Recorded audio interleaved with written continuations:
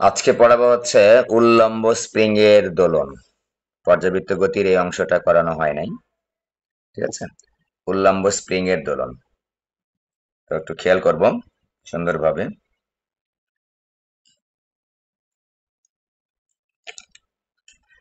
আমরা প্রথমে একটা স্প্রিং এর স্বাভাবিক অবস্থা অঙ্কন করছি।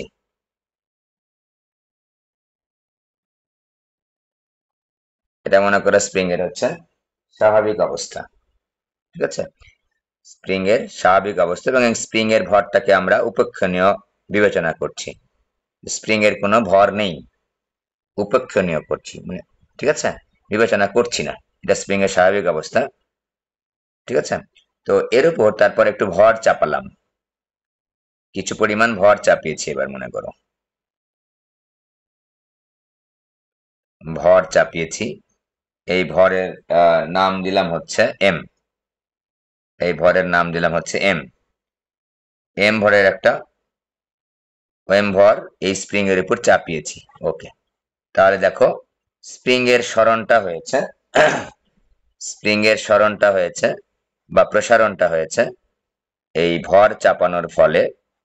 এই স্প্রিং এর প্রসারণটা হয়েছে ই পরিমাণ। ধরে নিলাম আমরা যে স্প্রিং এর প্রসারণটা হয়েছে ই পরিমাণ। ওকে, স্প্রিং এর প্রসারণটা হয়েছে এই পরিমাণ। তার মানে এখানে দেখো স্প্রিং এর উপর যে ভরটা আমি চাপিয়েছি সেই ভরটার কারণে স্প্রিংটা নিচের দিকে ডাব্লু পরিমাণ, ডাব্লু ইজিক্যাল টু এমজি পরিমাণ ওজন অনুভব করছে। তারই সাথে সাথে একটা প্রত্যয়নী বলের এখানে উদ্ভব হয়েছে, তার নাম হচ্ছে মনে করো এফ নট। একটা বলের উদ্ভব বা কোনো কোনো বইয়ে টি দেওয়া আছে, আমি এফ নট লিখলাম। এটা হচ্ছে প্রত্যয়নী বল, মানে স্প্রিংটা তার স্বাভাবিক অবস্থানে যেতে চাচ্ছে, ঠিক আছে। তাহলে এখন আমরা দেখো তো এখানে দুইটা বল কাজ করছে। একটা হচ্ছে বস্তুর ওজন বা স্প্রিং এর সাথে যে ভরটা চাপিয়েছি সেই ভরটার ওজন নিচের দিকে কাজ করছে। আর এই ভরের কারণে স্প্রিংটা যে প্রসারিত হয়েছে, এই প্রসারণের কারণে স্প্রিং এর ভেতর থেকে এই প্রসারণকে বাধা দেওয়ার জন্য এফ নট বলটা কাজ করছে এর বিপরীত দিকে। ভর যেদিকে ওজন যেদিকে কাজ করছে তার উল্টা দিকে এই প্রত্যয়নী বলটা কাজ করছে। আমরা দুইভাবে লিখতে পারি যে F not summation F is equal to যদি লিখি M A, summation F is equal to M A যদি লিখি তবুও লেখা যাবে, কোনো সমস্যা নেই। সামেশন এফ মানে কি দেখো তো, এখানে দুইটা বল কাজ করছে, একটা নাম হচ্ছে এফ নট, একটা নাম হচ্ছে ডাব্লু ইজিক্যাল টু এম এ। তো যেহেতু এই ভরটা চাপিয়েছি, চাপানোর ফলে সে কিন্তু এত দূর অবস্থায় এসেছে। এখন কিন্তু আসার পরে সে কিন্তু এখানে এসে থেমে গেছে। মনে করে এটা বিন্দু ছিল এ, এখন এটা তো স্প্রিং এর স্বাভাবিক অবস্থা, স্প্রিংটাকে আমরা কোনো ভর চাপাই নাই।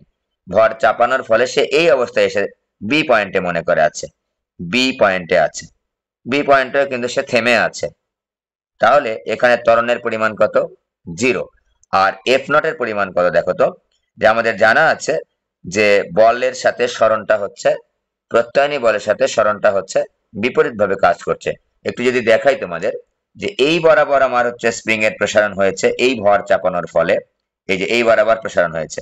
আর প্রত্যয়নী বলটা কাজ করছে দেখো খেয়াল করে এই বরাবর, খেয়াল করো এফ নট বলটা কাজ করছে কিন্তু একেবারে উল্টা দিকে। তাহলে আমরা শিখেছি যে সরল দোলন গতির ক্ষেত্রে বা হচ্ছে যে কোনো গতির ক্ষেত্রেই যে যেহেতু সরণটা এই দিকে আর বলটা প্রত্যয়নী বলটা উল্টা দিকে, তাহলে এখানে আমরা অবশ্যই লিখতে পারি যে F naught is equal to minus K x. তো এখানে এক্স তো নাই, এখানে আছে হচ্ছে ই, মানে স্প্রিং এর যে প্রসারণটা হয়েছে প্রত্যয়নী বলের উল্টা দিকে, সেটা এই প্রসারণের নাম দিয়েছি আমরা ই। তাই এখানে আমরা লিখলাম হচ্ছে F is equal to minus K x না লিখে এফ নট, এখানে বলের পরিমাণটার নাম দিয়েছি এফ নট, তাহলে এখানে হলো হচ্ছে এফ নট, আর কে এক্স এর জায়গায় হচ্ছে কে ই। তাহলে মাইনাস কে ই প্লাস হচ্ছে ডব্লিউর পরিমাণ এমজি। দেখো আমি স্প্রিং এর প্রসারণটাকে পজিটিভ ধরছি এই দিকে, তাহলে ওই দিকেই কিন্তু আমার এমজি আছে, আর উল্টা দিকে করেছি বল, ঠিক আছে। ইজিক্যাল টু হচ্ছে 0, ত্বরণের মান কিন্তু 0। এখন এই এম ভর চাপানোর ফলে আমরা কিন্তু যে অবস্থায় এসে থেমে আছে বি পয়েন্টে, সেই অবস্থায় কিন্তু আমরা বলের পরিমাপটা নির্ণয় করছি summation F is equal to M A. তাহলে এখান থেকে আমরা পাচ্ছি M G is equal to হচ্ছে K E, M G is equal to K E পাচ্ছি, 1 নম্বর সমীকরণ দিলাম। এবার দেখো তো খেয়াল করে, এইবার এখানে কি করলাম, এখানে হচ্ছে এই এম ভরটাকে ধরে বা এখানে ধরে একটু টানলাম, এই স্প্রিংটা টেনে একটু ছেড়ে দিলাম। তোমরা যেমনটা হচ্ছে ল্যাব রুমে করেছো, ভর ঝোলানোর পর আগে স্থির করে রেখেছো, স্থির করে রাখার পর ওই স্প্রিংটাকে ভর সহ ভরটাকে একটু টেনে ছেড়ে দিয়েছো, স্প্রিংটা উল্লম্ব ভাবে দুলছে, তাই এটাকে আমরা বলছি স্প্রিং এর উল্লম্ব স্প্রিং এর দোলন। ঠিক আছে, এবার একটু খেয়াল করে দেখি যে স্প্রিংটাকে এবার টেনেছি মনে করো, হ্যাঁ, আরো একটু টানলাম, মনে করো স্মরণ করলাম হচ্ছে এক্স নট স্মরণ করলাম, এক্স নট বিস্তারে বলতে পারো, এক্স নট বিস্তারে এই এই পয়েন্টটার নাম রেখো। এখন আমি এই অবস্থা থেকে কিন্তু স্প্রিংটাকে দুলাবো, তাহলে এই অবস্থায় এক্স এর মান কত, এই অবস্থায় এক্স এর মান কিন্তু আরো দূরে যাচ্ছি, আরো একটু দূরে যাচ্ছি, স্প্রিং এরকম এরকম এরকম এরকম এইরকম মনে করো, হ্যাঁ।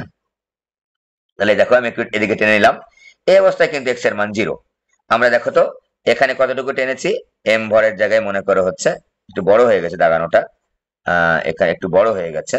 ঠিক আছে, তো আমরা আগেই বলে নিচ্ছি যে পরিমাণ ভর ঝুলিয়ে স্প্রিংটাকে প্রসারিত করেছি, হ্যাঁ, সেক্ষেত্রে কিন্তু আমাদের স্থিতিস্থাপক সীমার মধ্যেই থাকতে হবে। আমরা আগেই বলেছি স্থিতিস্থাপক সীমার মধ্যে যদি না থাকে তাহলে কিন্তু এটা পর্যাবৃত্ত গতিকে গতি অনুসারে কাজ করবে না। ঠিক আছে, তো এইটা ভর। তো এবার খেয়াল করো, এটাকে টেনেছি মনে করো এক্স নট পরিমাণ টেনেছি, তার মানে এটার বিস্তার হচ্ছে এক্স নট। এই যে এক্স নট হচ্ছে বিস্তার, এক্স নট হচ্ছে বিস্তার, যে কোনো বিস্তার হতে পারে, এও বলতে পারো তুমি, কোনো সমস্যা নেই। তাহলে আমি যখন এই পজিশনে এই বি পয়েন্টে বস্তুটা বা স্প্রিংটা এম ভর সহ কিন্তু থেমেছিল, এখন কি করেছি, এটাকে এই অবস্থান থেকে থেমেছিল, তার মানে আর বিস্তার কত, সরণ কত, 0 0, এখান থেকে টেনেছি, কতটুকু পরিমাণ টেনেছি, এক্স নট পরিমাণ টেনেছি, এই যে এক্স নট পরিমাণ টেনেছি, টেনে ছেড়ে দিয়েছি, তার মানে এখন স্প্রিংটা ধরে নিচ্ছি আমরা এই এক্স নটের মানটা হচ্ছে ই এর চাইতে ছোট। একটু খেয়াল করি, এখানে দেখাচ্ছি একটু বড় দেখানো হয়ে গেছে চিত্রটা, একটু এই এক্স নটের মানটা বড় হয়ে গেছে। ঠিক আছে, কারণ এখানে এক্স নটের মানটা যদি ই এর চাইতে বড় হয়ে যায়, তাহলে দেখো এটার ওই স্প্রিংটার মধ্যে কোনো কোনো জায়গায় স্থিতিস্থাপক সীমা অতিক্রম করার ফলে, স্থিতিস্থাপক সীমা অতিক্রম করার ফলে দেখা যাচ্ছে এটা পর্যাবৃত্ত গতিকে সাপোর্ট করবে না। ঠিক আছে, এটা তো আমরা শিখেছি স্থিতিস্থাপকতার চ্যাপ্টারে।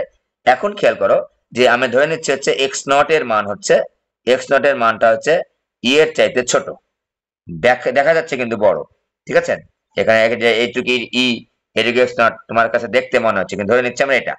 যাই হোক, এই স্মরণে আমি দুলাতে দিয়েছি, দুলছে এরকম করে উপরে দুলছে, বুঝতেই পারছো বিস্তার হচ্ছে এক্স নট, বিস্তার হচ্ছে এক্স নট। তো যে কোনো সময় বিস্তারকে যদি আমি ধরি এক্স, যে কোনো সময় ধরি যদি এক্স, এবার কিন্তু খেয়াল করো এখানে তো একটা এফ নট বল ছিলই, এখানে কিন্তু একটা এফ নট বল ছিল, এখন কিন্তু টেনেছি, এখন কিন্তু এফ নট বল তো ছিলই আগে, এখন কিন্তু এম ভরের কারণে এফ নট বলটা কিন্তু স্প্রিং এর উপর ক্রিয়াশীল হয়েছে, প্রত্যয়নী বল। এখন এইটাকে যখন আমি এইটাকে আরো নিচে নামালাম, এই যে এক্স নট পরিমাণ বিস্তার ঘটাতে একটু আরো বল প্রয়োগ করতে হয়েছে, হ্যাঁ আরো বল প্রয়োগ করতে হয়েছে। তাহলে মনে করো এই বলের কারণে, যে বলটা পরে দিয়েছি সেই বলের কারণে আরো F1 পরিমাণ প্রত্যয়নী বলের ক্রিয়াশীল হয়েছে, মনে করো F1 বলের ক্রিয়াশীল হয়েছে। ঠিক আছে, F1 বলটা ক্রিয়াশীল হলো, F1 বলটা ক্রিয়াশীল হলো।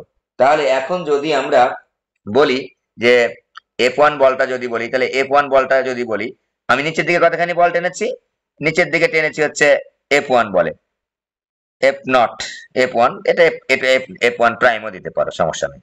তাহলে উপরের দিকে একটা বল কাজ করবে না, প্রত্যয়নী বল, আমি এই যে টেনেছি টেনেছি, ঠিক আছে, টেনেছি কিন্তু, ওকে। কারণ F1 বলে যদি টানি তাহলে F1 প্রাইম, যেটা সমান এবং বিপরীতমুখী প্রত্যয়নী বল কিন্তু স্প্রিংটার উপর অনবরত কাজ করছে। তো যে কোনো সময় তার সরণ যদি এক্স হয়, তাহলে এখন দেখো তো খেয়াল করে, এখন আমি কি লিখতে পারি, এখন কিন্তু এখন বল কাজ করছে কিন্তু দুইটা, একটা হচ্ছে F1 এই মুহূর্তে এখন বল কাজ করছে মনে করে F1, টোটাল মিলে ধরলাম F1 বলটা, হ্যাঁ, তাহলে এখন এই বলটা কিন্তু অনবরত কাজ করবেই নিচের দিকে, এটাকে কিন্তু আমি অমিট করার আমার প্রশ্নই ওঠে না, কারণ এটা W is equal to MG কিন্তু কাজ করছেই নিচের দিকে, ঠিক আছে, এইটা কিন্তু নিচের দিকে কাজ করছেই, W is equal to M G. আর এই যে আমরা টানলাম, টেনে ছেড়ে দিলাম, F1 বলে টেনেছি, তাহলে উপরের দিকে কতখানি বল কাজ করছে, F1 প্রাইম পরিমাণ বল কাজ করছে। তাহলে দেখো তো F1 প্রাইম পরিমাণ বল, আমরা যদি এই সূত্রটা খেয়াল করি, সামেশন এফ আমরা বলেছি, summation F is equal to M A, very simple. তো এখানে সামেশন এফ কি, একটা বলের নাম হচ্ছে F1 প্রাইম, একটা বলের নাম হচ্ছে F1 প্রাইম, আর একটা বলের নাম হচ্ছে ডাব্লু ইজ ইকুয়াল টু কত দিচ্ছে, এম এ দিচ্ছে। এখন কিন্তু ত্বরণ হচ্ছে, এরকম করে দুলছে না, দেখো তো এরকম করে দুলছে মানে কি, কখনো বেগ কম হচ্ছে, কখনো বেগ বেশি হচ্ছে, কখনো বা বেগ থেমে যাচ্ছে, তার মানে অনবরত ত্বরণ হচ্ছে। কোন বলের কারণে, এই যে এ টোটাল বল এখন কিন্তু F1 প্রাইম, F1 প্রাইমটা কাজ করছে এখন, ঠিক আছে। এখন এই F1 প্রাইমের জন্য দেখো তো খেয়াল করো তো টোটাল সরণ কত হয়েছে, টোটাল সরণ হয়েছে একটু খেয়াল করি আমরা, এখানে সরণ হয়েছে ই, আর এখানে সরণ হয়েছে হচ্ছে যে কোনো সরণ এক্স, যে কোনো সরণের নাম দিলাম হচ্ছে এক্স। তাহলে যে কোনো সরণ এক্স হলে যে কোনো সময়ে, যে কোনো সময়ে সরণ, ওটা কিন্তু এক্স নট কিন্তু বিস্তার, যে কোনো সময়ে সরণ এক্স হলে তাহলে আমরা কি পাচ্ছি, আমরা পাচ্ছি হচ্ছে দেখো টোটাল সরণ তাহলে কত হচ্ছে, ই প্লাস এক্স, টোটাল সরণ কিন্তু ই প্লাস এক্স, ঠিক আছে।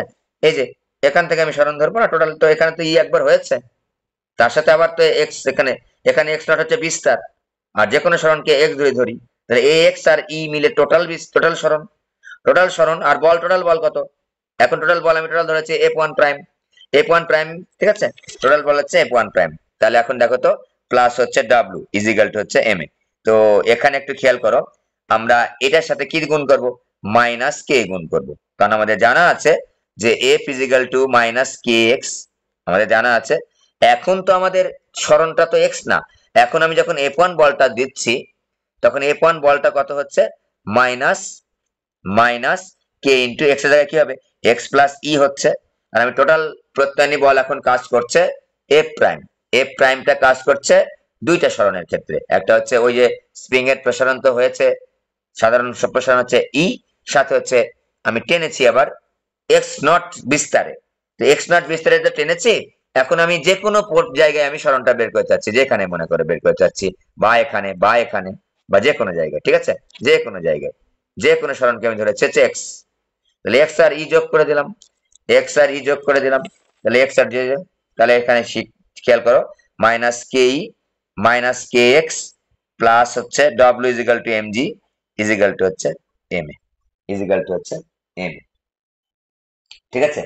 তাহলে আমরা কি পাচ্ছি দেখো তো, এখানে একটা জিনিস পাচ্ছি খেয়াল করো, মাইনাস কে ই, আর এখানে মনে একটা জিনিস পেয়েছিলাম M G is equal to K E লিখা যায়, তাহলে এম জির জায়গায় আমি কে ই লিখবো, মাইনাস কে এক্স প্লাস হচ্ছে এম জির জায়গায় লিখবো হচ্ছে কে ই, ওই যে এম জি আর কে ই কিন্তু সমান আমরা আগেই পেয়েছি, ওকে, ইজ ইকুয়াল টু হচ্ছে এম এ। তাহলে কে ই আর কে ই ক্যান্সেল আউট, তাহলে আমরা পাচ্ছি কি, আমরা পাচ্ছি হচ্ছে minus K X is equal to হচ্ছে এম এ। তো আমাদের টার্গেট হচ্ছে এ বের করা, তাহলে এটাকে বাম পাশে নিয়ে আসলাম, মাইনাস কে এক্স, তো আমরা এ ইজ ইকুয়াল টু পেলাম মাইনাস কে ভাগ এম ইন্টু এক্স। একটু খেয়াল করি, তো কে ভাগ এম আমরা যখন সরল সঞ্চিত স্পন্দনটা শুরুই করেছিলাম ব্যবকলনীয় সরণের মাধ্যমে, ব্যবকলনীয় সমীকরণের মাধ্যমে, তখন কিন্তু কে ভাগ M is equal to omega square লিখেছিলাম। যদি কারো মনে না থাকে বা মুখস্থ না থেকে থাকে, এটা কিন্তু আমাদের অত্যন্ত ইম্পর্টেন্ট একটা কনসেপ্ট, এটা কিন্তু আমাদের লাগবেই। তাহলে আমরা এখন এ ইজ ইকুয়াল টু লিখবো মাইনাস ওমেগা স্কয়ার এক্স। তাহলে এখন দেখো তো আমরা কি কমেন্ট করতে পারি না, এটা কার কোন ক্ষেত্রে এটা পাই আমরা, আমরা অবশ্যই এটা হচ্ছে সরল দোলন গতির ক্ষেত্রে পাই। এই শর্তটা কখন, সরল দোলন গতির ক্ষেত্রে এই শর্তটা কিন্তু আমি পাই। সরল দোলন গতির ক্ষেত্রে ত্বরণের মান হচ্ছে মাইনাস ওমেগা স্কয়ার এক্স। দেখো ত্বরণ এবং সরণ পরস্পর বিপরীতমুখী এবং ওমেগাটা কনস্ট্যান্ট, ওমেগা বা টি যেটাই বলো না কেন কনস্ট্যান্ট কিন্তু, ঠিক আছে। তাহলে আমরা কিন্তু সরল দোলন গতি বলতে পারি, যে উল্লম্ব স্প্রিং এর গতিটা হচ্ছে সরল দোলন গতির উদাহরণ। তোমাদের মনে প্রশ্ন আসতে পারে, স্যার এইটা কি শুধুমাত্র প্রমাণ করার জন্যই আমরা হচ্ছে এটা বের করলাম, না, এখান থেকে আমরা আরো একটা জিনিস কিন্তু খেয়াল করব। দেখো ওমেগা স্কয়ার সমান সমান কে ভাগ এম পেয়েছি, তাই না, ওমেগা স্কয়ার সমান সমান কে ভাগ এম পেয়েছি, তো এখান থেকে আমরা যদি টি বের করি, 2 পাই ভাগ টি ইজিক্যাল টু হচ্ছে রুট ওভার কে ভাগ এম, আমরা বর্গমূল করে দিলাম, omega is equal root over K ভাগ এম। এখান থেকে কি পাচ্ছে একটু খেয়াল করো তো, 2 পাই ভাগ টি ইজিক্যাল টু, দেখো রুট ওভার কে ভাগ এম সমান কি লেখা যায়, কে ভাগ এম, এই যে 1 নম্বর সমীকরণটা একটু রিকল করছি, এম জি ইজিক্যাল টু কে, এই পাশে লিখছি এম জি ইজিক্যাল টু হচ্ছে কে ই, আমি চাচ্ছি কে ভাগ এম এর মানটা, বা এম ভাগ কে লিখতে পারি, আচ্ছা এম ভাগ কে লিখি, এম ভাগ K is equal to E divide by G, তাহলে এম ভাগ কে, আচ্ছা এই লাইনটা একটু আরো একবার লিখি, আমরা ডান পাশে চলে গেলাম, 2 পাই ভাগ টি ইজিক্যাল টু 2 পাই ভাগ টি ইজিক্যাল টু হচ্ছে রুট ওভার কে ভাগ এম, তারপর টি ভাগ 2 পাই ইজিক্যাল টু হচ্ছে রুট ওভার এম ভাগ কে, বা টি is equal to 2 pi root over M ভাগ কে, এটা তো জানি আমরা, এটা তো জানি সরল দোলন গতির ক্ষেত্রে আমরা জানি যে 2 পাই রুট ওভার এম ভাগ কে, এটা হচ্ছে সরল দোলন গতির দোলনকালের সমীকরণ, ঠিক আছে। তো এখানে একটু খেয়াল করো, টি is equal to 2 pi root over M ভাগ কে এর জায়গায় কিন্তু দেখো বের করে নিয়েছি, ওই যে প্রথমেই বের করে নিয়েছি এম ভাগ কে ইজিক্যাল টু ই ভাগ জি এর সমান, ই ভাগ জি এর সমান, খেয়াল করে দেখো ই ডিভাইড বাই জি এর সমান, তাহলে আমরা সরল উল্লম্ব স্প্রিং এর গতির ক্ষেত্রে দোলনকালের মানটা শিখলাম হচ্ছে T is equal to 2 pi root over E divide by G. একটু খেয়াল করব, এই সমীকরণের মধ্যে কিন্তু স্প্রিং এর প্রসারণটা আছে, স্প্রিং এর প্রসারণ মানে কোনটা, স্প্রিং এর প্রসারণ, মনে রাখি আমরা একটু, এই থিওরি গুলো স্টাডি করলে এটা ক্লিয়ার হয়ে যাওয়া যায়, স্প্রিং এর প্রসারণ সমান সমান ই, ঠিক আছে। সুতরাং আমরা যে ভরটা ঝুলিয়েছিলাম প্রথমে, সেই ভরটা ঝুলাইলাম, সেই ভরটার কারণে ওই স্প্রিংটা যে পরিমাণ প্রসারিত হয়েছে তার নাম দিয়েছিলাম কিন্তু আমরা ই। এই প্রসারণের মাধ্যমেই কিন্তু আমরা ওই সরল দোলকের দোলনকালটা বের করতে পারি। শর্তটা কি, সরল দোলক স্প্রিং এর দোলনকালটা বের করতে পারি, শর্তটা হচ্ছে এইটাকে যে পরিমাণ বিস্তারে দুলাবো সেই পরিমাণ বিস্তারের মানটা এই স্প্রিং এর প্রসারণের চাইতে একটু কম হতে হবে, ঠিক আছে। বিস্তারের মানটা এক্স নট এর মানটা কিন্তু এই যে এম ভরের যেটা দিয়েছি সেটার ক্ষেত্রে একটু কম হতে হবে, ঠিক আছে, বিস্তারটা কম হতে হবে। আরো একবার কথা বলে নি, এই যে ভরটা ঝুলালাম বা আমি একটা বল প্রয়োগ করছি স্প্রিং এর উপর, হ্যাঁ, তো স্প্রিং এর উপর আসলে বল প্রয়োগ বেসিক্যালি ভর ঝুলিয়েই করা হয় উল্লম্ব স্প্রিং এর দোলনের ক্ষেত্রে, কারণ আমি ভর ঠিক আছে। তো এক্ষেত্রে একটু জিনিস খেয়াল রাখবো, এম এর মান এমনটা দিব না যাতে করে ওই স্প্রিং এর এত পরিমাণ প্রসারিত হয়ে যায় যেটা স্থিতিস্থাপক সীমাটাকে অতিক্রম করে ফেলে। স্থিতিস্থাপক সীমা অতিক্রম করলে দেখো পর্যায়কাল সমান হবে না, ফলে এইটা সরল দোলন গতিকে আর সাপোর্ট করবে না, সেক্ষেত্রে কিন্তু এটা ভ্যালিড হবে না। সুতরাং আমরা এমন পরিমাণ ভর ঝোলাবো যেটাকে আমরা বলবো হচ্ছে স্থিতিস্থাপক সীমার মধ্যে যেন থাকে, স্থিতিস্থাপক সীমার মধ্যে ওই স্প্রিং এরটা যেন প্রসারিত হয়, ঠিক আছে। ওকে, তাহলে এটা আমরা পেলাম। তাহলে এখন আমরা একটু খেয়াল করো তো, উল্লম্ব স্প্রিং এর দোলনের ক্ষেত্রে আমরা এইটা কিন্তু কমন ছিল, খেয়াল করে দেখো এইটা কিন্তু কমন ছিল, এটা হচ্ছে সরল দোলন গতি হইলেই তার হচ্ছে দোলন কালটা হবে হচ্ছে T is equal to 2 pi root over M ভাগে, কারণ আমরা যখন সরল দোলন গতি পড়েছি তখনই আমরা কিন্তু omega square is equal to K divide by M টা ধরে নিয়েছিলাম, তো এখান থেকেই কিন্তু 2 পাই ভাগ টি হোল স্কয়ার ইজিক্যাল টু কে ভাগ এম পেয়েছিলাম, এবং ওভারঅল আমরা টি is equal to 2 pi root over K ভাগ এম পেয়েছিলাম, বা এম ভাগ কে পেয়েছিলাম। এটা কিন্তু সরল দোলন গতি হইলেই কিন্তু হয়ে যাচ্ছে, এটা কিন্তু এই শর্তটা কিন্তু ফুলফিল করতেই হচ্ছে। কিন্তু যখন আমি উল্লম্ব স্প্রিং এর ক্ষেত্রে এইটাকে রিপ্লেস করছি, দেখো এম ভাগ কে কে রিপ্লেস করতে পারলাম ই ডিভাইড বাই জি দ্বারা, ভালো করে খেয়াল করো। এবং যখন আমরা সরল দোলকে গিয়েছিলাম এই টিটাকে রিপ্লেস করেছিলাম, দেখো T is equal 2 pi root over M ভাগ কে কে রিপ্লেস করেছিলাম T pi root over T 2 pi root over L divide by G, খেয়াল করো। তাহলে এটা হচ্ছে জেনারেল সরল দোলন ক্ষেত্রে, সরল ছন্দিত স্পন্দনের ক্ষেত্রে 2 পাই রুট ওভার এম ভাগ কে, এখান থেকে আমরা সরল দোলকের গতির ক্ষেত্রে পেয়েছিলাম 2 পাই রুট ওভার এল ভাগ জি, যদি সরল দোলকের কৌণিক বিস্তারটা 4 ডিগ্রির মধ্যে থাকে, ওখানে বলেছিলাম। আর এখানে কি বলেছি, আমরা যখন উল্লম্ব স্প্রিংটা দুলিয়েছি তখন আমরা বলেছি যে ওই যে ভরটা ঝুলাবো সেই ভরটার ক্ষেত্রে এটা স্থিতিস্থাপক সীমা অতিক্রম করা যাবে না, নাম্বার 1। আর যে যে পরিমাণ বিস্তারে এই স্প্রিংটাকে দুলাবো সেটা ওই স্প্রিং এর প্রসারণের ক্ষেত্রে স্প্রিং এর প্রসারণের চাইতে কম মান হতে হবে, যাতে করে আমরা পর্যাবৃত্ত গতি এবং সরল দোলন গতিকে সাপোর্ট করে, সেটা কিন্তু আমরা দেখেছি। তিনটা সূত্র কিন্তু আমরা এখানে পেলাম। এটা জেনারেল, এটা সরল দোলকের ক্ষেত্রে, আর এইটা হচ্ছে উল্লম্ব স্প্রিং এর ক্ষেত্রে। উল্লম্ব স্প্রিং এর ক্ষেত্রে হচ্ছে এইটা, এই যে তিনটা দেখো, এক, এই যে এক, এটা হচ্ছে 2 বা 3, যেটা বলো 2 বা 3 নাম্বারিং করলাম আমরা, ঠিক আছে। এই গেল আমাদের হচ্ছে উল্লম্ব স্প্রিং এর গতি। খেয়াল করো 2π√E/g, ভালো করে খেয়াল করো, যে পরিমাণ ভর আমি ঝুলাইলাম ওখানে কিন্তু অতিরিক্ত আর আমি বাইরে থেকে বল প্রয়োগ করি না। এই এম ভরের মাধ্যমে ওই স্প্রিংটা যে পরিমাণ প্রসারিত হয়েছে, ই কিন্তু তারই মান, ভুলে যেন আমরা না যাই। থিওরি কিন্তু এজন্য অনেক সময় ধরে পড়ানো হয়, তোমাদের মাথার মধ্যে যেন থাকে এগুলো, তাড়াহুড়া করে পড়ে কিন্তু মাথার মধ্যে থাকবে না। যে পরিমাণ ভর আমি ঝুলিয়েছি অন্য কোনো এক্সটার্নাল ফোর্স ব্যবহার না করে শুধুমাত্র ভর ঝুলিয়েছি স্প্রিং এ, সেই ভরের কারণে, এবং সেই ভরটা বলেছে স্থিতিস্থাপক সীমার মধ্যে থাকতে হবে, ঠিক আছে। ঝুলিয়ে যে পরিমাণ প্রসারণ পেয়েছি আমরা স্প্রিং এর, সেটাকে আমরা কিন্তু ই বলছি। এইখানে একটু যদি আমি আরো একবার তাকাই, আমরা দেখো এই যে জাস্ট এম পরিমাণ ভর ঝুলিয়েছি এবং এই পরিমাণ ভরটা, এই পরিমাণ প্রসারণটা হয়েছে স্প্রিং এর প্রসারণ। এইটা কিন্তু বিস্তার, এইটা কিন্তু বিস্তার, ঠিক আছে। এইটার উপর এটা কিন্তু না, এইটা কিন্তু না। স্প্রিং এর প্রসারণ বলতে কিন্তু যে এই বিস্তারে দুলাইছি, এই বিস্তার কিন্তু না, ওইটা কিন্তু খেয়াল করো।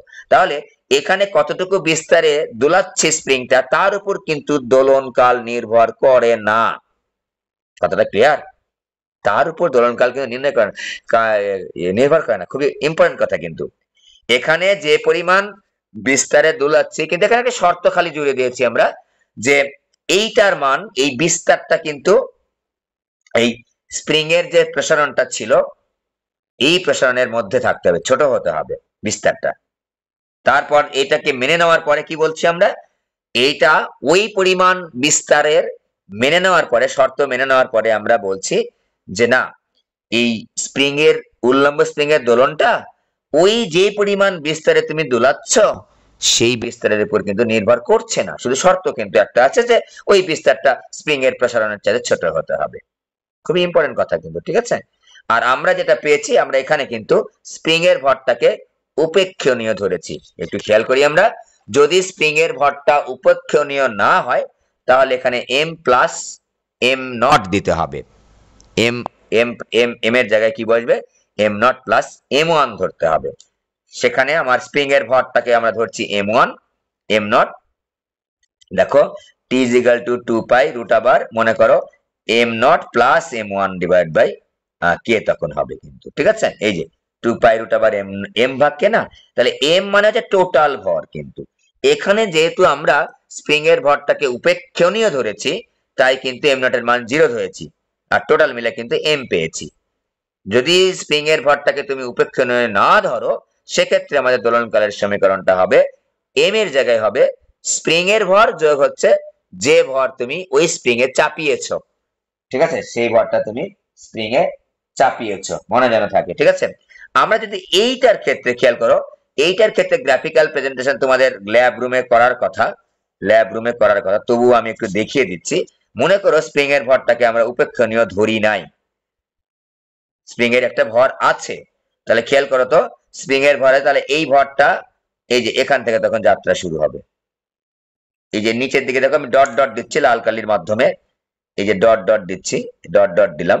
এখানে যে বিন্দুতে স্পর্শ করেছে এই গ্রাফ পেপারটা, সেটার নাম হবে হচ্ছে, এইটুকার নাম হবে হচ্ছে এম নট।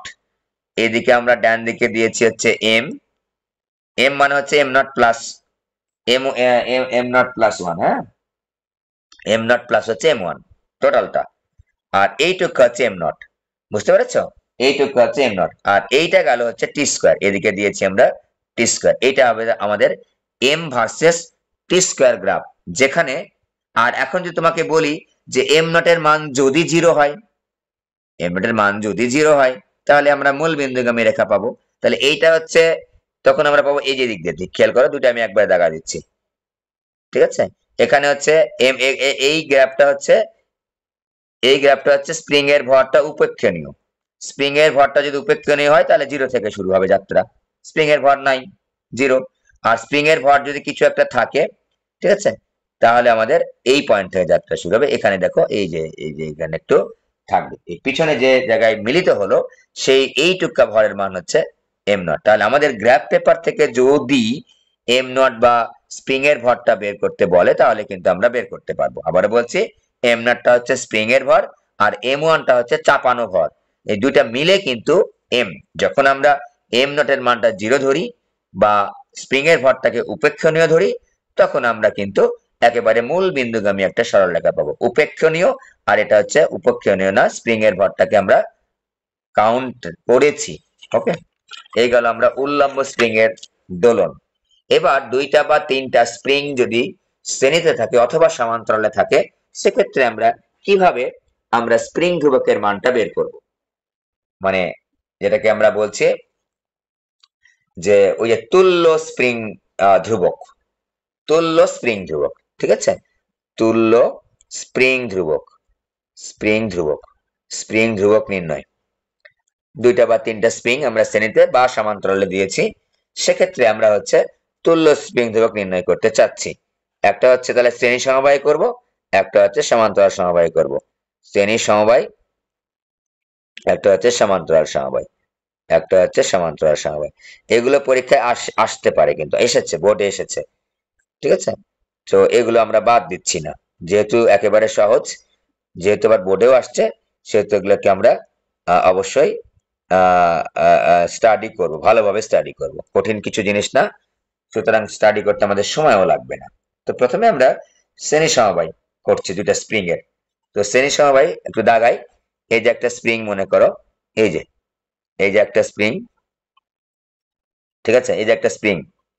আমি আরো একটা স্প্রিং দেখাচ্ছি, আরো একটা স্প্রিং দেখাচ্ছি, ঠিক আছে। তো আর একটা স্প্রিং দেখো, এখানে শ্রেণীর সঙ্গে যুক্ত করে দিয়েছি। ওকে, এই যে শ্রেণীর সঙ্গে যুক্ত করে দিয়েছি, ঠিক আছে। এই যে দুইটা স্প্রিং কে আমরা একবার শ্রেণী সমবায় একবার সমান্তরাল সমবায় কিন্তু যুক্ত করে দিয়েছি। ওকে, এবার খেয়াল করো তো, এবার খেয়াল করো তো, এইটা একটা স্প্রিং, এইটা একটা স্প্রিং। আমি যদি এই স্প্রিং দুটাকে একটু আলাদা করে দাগিয়ে নিই, মনে করো এটা একটা স্প্রিং, এটা একটা স্প্রিং, আর এইটা একটা স্প্রিং, ঠিক আছে। দুইটা আলাদা আলাদা আলাদা স্প্রিং ধ্রুবক।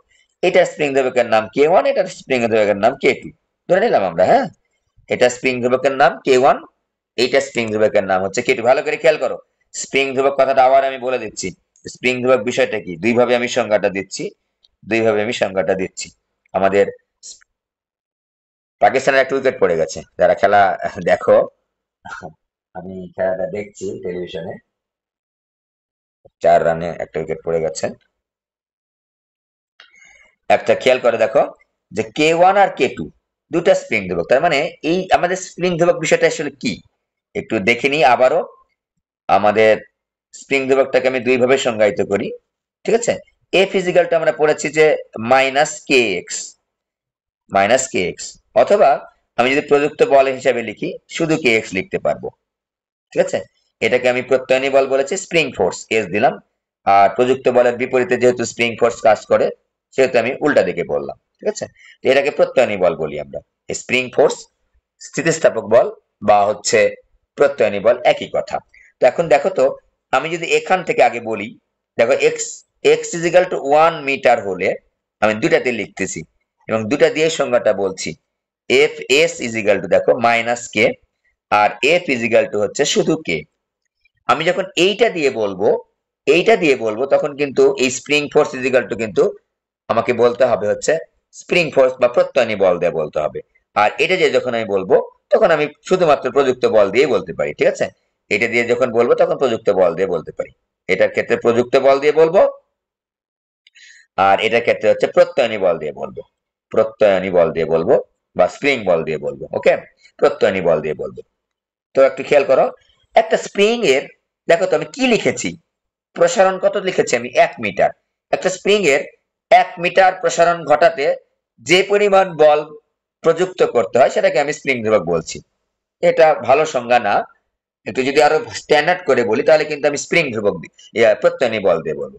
যে একটি স্প্রিং এর 1 মিটার সরণ ঘটালে, ঠিক আছে, আমি মনে করি একটা স্প্রিং কে 1 মিটার সরণ ঘটিয়েছি, তাহলে স্প্রিংটি সরণের বিপরীতে যে পরিমাণ প্রত্যয়নী বল স্প্রিং কি করছে, সরণের বিপরীতে যে পরিমাণ প্রত্যয়ী বল স্প্রিং এর ভেতর থেকে ক্রিয়া করছে, কাজ করছে। দেখো এই যে এফএস মানে কি, কখন, যখন এক্স এর মান 1 মিটার। সুতরাং আমরা বুঝতেই পারছি যে 1 মিটার সরণ ঘটালে স্প্রিং এর ভেতর থেকে যে পরিমাণ প্রত্যয়ী বল ক্রিয়াশীল হয়, প্রযুক্ত বলবো না, উদ্ভূত হয়, এটা বললে ভালো হয় আসলে। আমি যখন, ঠিক আছে, 1 মিটার সরণ ঘটা ওটার মধ্য থেকে তৈরি হয়েছে স্প্রিং এর উপর, সেটাকে বলতেছি আমরা হচ্ছে স্প্রিং ধ্রুবক। অথবা তুমি যদি সহজ করে বোঝার জন্য বলো, যে আমি একটু সহজ করে বুঝছি, যে আমি একটা স্প্রিং আছে, টেনেছি 1 মিটার, 1 মিটার টানতে বল প্রয়োগ করতে হবে না? হ্যাঁ হবে। সেই বলটার নাম প্রযুক্ত বল, সেই বলটাকে আমরা স্প্রিং ধ্রুবক বলছি। তাহলে 1 মিটার সরণ ঘটাতে স্প্রিং এর মুক্ত প্রান্তে যে পরিমাণ বল প্রয়োগ করতে হয়, স্প্রিং এর মুক্ত প্রান্তে, এটা হচ্ছে তোমার এখানে দৃঢ় অবলম্বন থেকে স্প্রিংটাকে টানিয়েছি, আর এটা হচ্ছে মুক্ত প্রান্ত। এই মুক্ত প্রান্তে মনে করে 1 মিটার সরণ ঘটাইছি, যে পরিমাণ বল, দেখো এই যে পরিমাণ বল, সেটা হচ্ছে স্প্রিং ধ্রুবক। এখন খেয়াল করো তো, একটা স্প্রিং ধ্রুবক হচ্ছে মনে করো 20 নিউটন পার মিটার। দেখো একক হচ্ছে নিউটন পার মিটার। দ্বারা আমরা বুঝতেছি যে ওই স্প্রিংটাতে যদি আমরা 1 মিটার সরণ ঘটাতে চাই, তাহলে 20 নিউটন বল লাগবে, প্রযুক্ত করতে হবে, নাম্বার 1। নাম্বার 2, মনে করো কোনো একটা স্প্রিং ধ্রুবকের মান হচ্ছে 40 নিউটন পার মিটার। তার মানে কি, তার মানে ওই স্প্রিংটার মুক্ত প্রান্তে আমাকে কি পরিমাণ বল প্রয়োগ করতে হবে? 40 নিউটন বল প্রয়োগ করতে হবে 1 মিটার সরণ ঘটাতে। তাহলে আমরা বুঝতে পারতেছি যে স্প্রিং ধ্রুবক হচ্ছে কার সাপেক্ষে পরিমাপ করা হয়? স্প্রিং এর সরণ 1 মিটারের সাপেক্ষে পরিমাপ করা হয়। ওকে, ভালো কথা। যার স্প্রিং ধ্রুবকের মানটা বেশি, সেক্ষেত্রে 1 মিটার সরণ ঘটাতে বেশি বল প্রয়োগ করতে হয়। তাহলে কোন স্প্রিংটা শক্ত বেশি, শক্তিশালী বেশি, স্থিতিস্থাপকতা বেশি? যে স্প্রিংটার হচ্ছে কি বেশি? স্প্রিং ধ্রুবকের মান বেশি। স্প্রিং ধ্রুবকের মান দেখে কিন্তু আমরা ওই স্প্রিং এর বিহেভিয়ার সম্পর্কে, ধর্ম সম্পর্কে কিছুটা আমরা আইডিয়া করতে পারি, যে স্প্রিংটা কেমন, বা দুটা স্প্রিং এর মধ্যে আমরা কম্পেয়ার করতে পারি। ওকে, এখন দেখো এইরকমই দুইটা স্প্রিং, যেহেতু স্প্রিং ধ্রুবক আলাদা, হ্যাঁ আরেকটা উইকেট পড়ে গেছে পাকিস্তানের। যে স্প্রিং ধ্রুবকের মান আলাদা, তার স্প্রিং এর ইয়াটা আলাদা, ধর্মটাও আলাদা। তার মানে ওখানে নির্দিষ্ট পরিমাণ বল প্রয়োগ করলে এখানে যে পরিমাণ সরণ ঘটবে, এখানে কিন্তু সেই পরিমাণ সরণ ঘটবে না। একেবারে সিম্পল কথাবার্তা, একেবারে সিম্পল। যে 1 মিটার সরণ ঘটাতে 20 নিউটন, 1 মিটার সরণ ঘটাতে 40 নিউটন। তার মানে সমপরিমাণ বল যদি প্রয়োগ করি কোনো দুটা স্প্রিং এ, আলাদা স্প্রিং ধ্রুবক বিশিষ্ট, তাহলে সমান পরিমাণ প্রসারণ কিন্তু হবে না। এবার খেয়াল করো, আমরা এই যে দুটা স্প্রিং কে শ্রেণীতে যুক্ত করেছি, বুঝতেই পারছো, একটার পর একটা, এটাকে বলা হয় শ্রেণী। এটার মাথাতে এটা প্রথম অবস্থা আমি যুক্ত করেছি করে, এটার নাম হচ্ছে K1, এটার নাম দিলাম আমরা K2। তাহলে দেখো তো, এখন একটু খেয়াল করে দেখো তো, যে এখন মনে করে এখানে আমি একটা বল বা একটা ভর চাপাইছি বা বল প্রয়োগ করেছি, এইদিকে mg পরিমাণ বল প্রয়োগ করেছি, W mg পরিমাণ বল এদিকে প্রয়োগ হয়েছে। তাহলে এখন কমন সেন্স কি বলে? এই স্প্রিংটার উপরও আমি mg পরিমাণ বল প্রয়োগ করেছি, আবার এই স্প্রিংটার উপরেও কিন্তু আমি mg পরিমাণ বল প্রয়োগ করেছি। কিন্তু কমন সেন্স আরো একটা জিনিস বলে মাত্র, যে এইটার যেহেতু স্প্রিং ধ্রুবকের মান K1, এটা যেহেতু K2 আলাদা, তাহলে এই স্প্রিং এর প্রসারণ এবং এই স্প্রিং এর প্রসারণ এক হবে না। ঠিক আছে, একই পরিমাণ বল প্রয়োগে মাত্র শিখে আসলাম এই স্প্রিং এর প্রসারণ আর স্প্রিং এর প্রসারণ কিন্তু এক হবে না। তাহলে এখন খেয়াল করো তো, এই স্প্রিং এর প্রসারণ মনে করা হয়েছে x1, এই mg বলের কারণে এই স্প্রিং এর প্রসারণ হয়েছে মনে করো x2। তাহলে টোটাল প্রসারণ তাহলে কত হয়েছে? টোটাল প্রসারণ x1 যোগ x2, টোটাল প্রসারণ হয়েছে, মোট প্রসারণ। তাহলে আমি এগুলো পাশে লিখি একটু,